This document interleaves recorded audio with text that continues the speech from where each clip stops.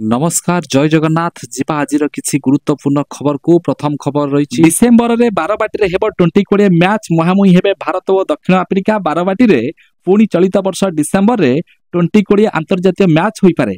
भारत और दक्षिण आफ्रिका मध्य खेला 5 मैच विशिष्ट टी20 सीरीज प्रथम मैच बारवाटी खेल बोली आशा करा एने एक वेबसाइट रे संभाव्य मैच सूची प्रकाश पाइबा परे क्रिकेट प्रेमी मानक मध्य खुशीर लहरी खेली जाइछि। मुख्य विचारपति भावे जस्टिस हरीश टंडन बुधवार नेबे शपथ। ओडिशा हाईकोर्ट नूतन मुख्य विचारपति भावे जस्टिस हरीश टंडन बुधवार शपथ ग्रहण करिवे।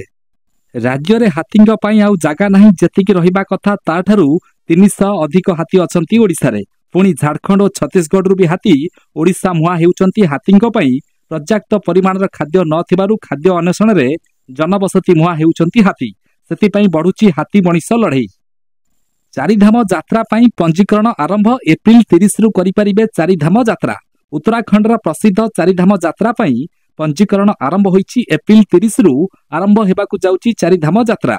श्रद्धालुंक सुविधा को नजर रखी ऑनलाइन रे आधार सहायता पंजीकरण हेउची। श्रद्धालुंक पई रजिस्ट्रेशन बाध्यतामूलक करिछि प्रशासन।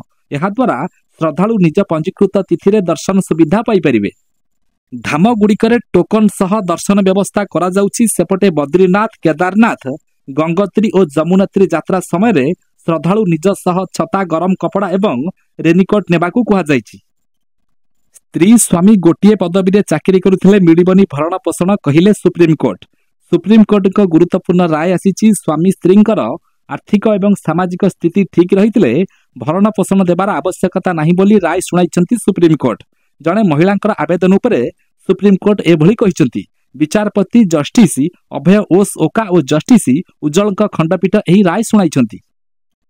सरंडा जंगल में पुणी लैंडमाइन विस्फोरण। सीआरपीएफ सब इन्स्पेक्टर शहीद, जवान गुरुतर। लैंडमाइन विस्फोरण में सीआरपीएफ जड़े सब इन्स्पेक्टर शहीद होइछंती। ओडिशा सीमांत झारखंड सरंडा जंगल में नक्सल माने पुणी थे लैंडमाइन विस्फोरण करी सुरक्षा बाहिनी को टार्गेट करिछंती। एथिरे सीआरपीएफ जड़े सब इन्स्पेक्टर सुनील कुमार मंडल शहीद होइछंती। जवान पार्थ प्रतिम दे गुरुतर आहत होइछंती।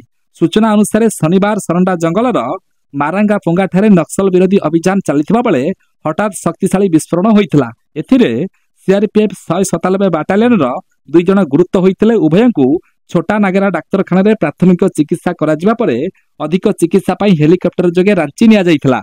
रांची रे चिकित्साधीन अवस्था रे सुनील मंडल को मृत्यु होइतिबा जणा पड़िछि।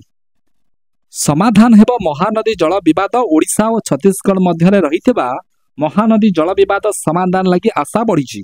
कोर्ट बाहर महानदी जल विवाद आपस समाधान पई आलोचना प्रक्रिया आरंभ हेब। ओडिशा मुख्यमंत्री मोहन चरण माझी सहित छत्तीसगढ़ मुख्यमंत्री विष्णुदेव साई मध्य सौजन्यमूलक साक्षातरू एही बड़ सूचना सामना को आसीछि। छत्तीसगढ़ मुख्यमंत्री विष्णुदेव साई ओडिशा गस्तरे आसीचंती। एप्रिल 1 रु मिलिबनी यूपीआई सेवा। आर्थिक ठकेई रोकिबा पई यूपीआई सह जड़ित अनेक नियम परिवर्तन करा जाउछि। एही क्रम रे बैंक रे लीक होइतिबा उपभोक्तांको मोबाइल नंबर दीर्घ समय धरि निष्क्रिय थिले सेमाने एप्रिल 1 रु यूपीआई सेवारु वंचित हेबे। निष्क्रिय किंबा परिवर्तित मोबाइल नंबर अपसारण पई बैंक एवं पेमेंट सेवा प्रदानकारी पीएसपी कंपनी मार्च 31 पूर्व सेमानक डाटाबेस अपडेट करने national payment corporation of India निर्देश देइछि। मार्च 31 सुधा पंजीकृत समस्त चाषी धान किणा जिवो। ओडिशा रे चाषी दरदी लोकप्रिय मुख्यमंत्री मोहन चरण माझी धान क्विंटाल प्रति 3100 टंका देवा सहित 48 घंटा भितर चाषी धान बिक्री करी अर्थ पाउछि। चाषी पंजीकरण करिथिबा धानर परिमाण संपूर्ण भावे सरकार किनिबाकू बीजेपी सरकार संकल्पबद्ध बोली बीजेपी कृषक मोर्चा राज्य सभापति महेश्वर साहू कहिसंती।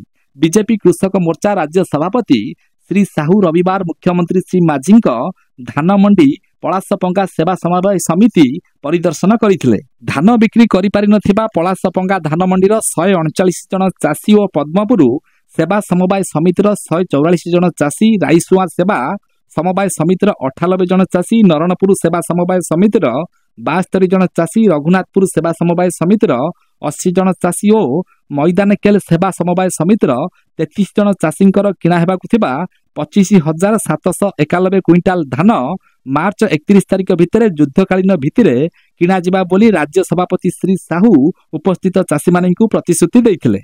बीजापुर नक्सल विरोधी अभियान को बड़ सफलता आत्मसमर्पण कले 22 माओवादी। छत्तीसगढ़ बीजापुरी रे नक्सल विरोधी अभियान को बड़ सफलता मिली। गत शुक्रवार सुरक्षा बलों एनकाउंटर रे 26 जन नक्सल मृत्यु होता बेले 23 मार्च रविवार 22 जन आत्मसमर्पण करिसेंती। आत्मसमर्पण करिथिबा नक्सल मध्य अनेक बड़ बड़ नाम रही, जो Andhra Odisha border AOB division सदस्यों समेत तेलंगाना स्टेट कमिटी सदस्य अच्छा।